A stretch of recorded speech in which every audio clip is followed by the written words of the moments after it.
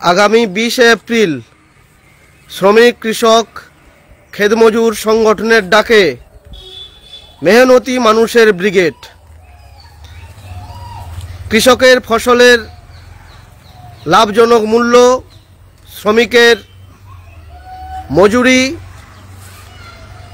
এবং এ রাজ্যের বেকার যুবকদের কাজ, দুর্নীতির বিরুদ্ধে স্বচ্ছ নিয়োগের দাবিতে এ রাজ্যের মায়েদের সম্মান রক্ষার্থে ব্রিগেড সমাবেশ।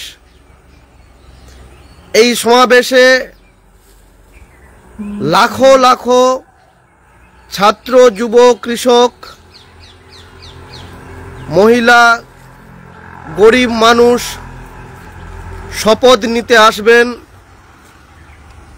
এই রাজ্যের অন্ধকারকে দূর করবার ক্ষেত্রে নতুন লড়াইয়ের শপথ গ্রহণ করতে। সারা রাজ্য জুড়ে এই ব্রিগেড সমাবেশের প্রচার চলছে বিভিন্ন রকমভাবে।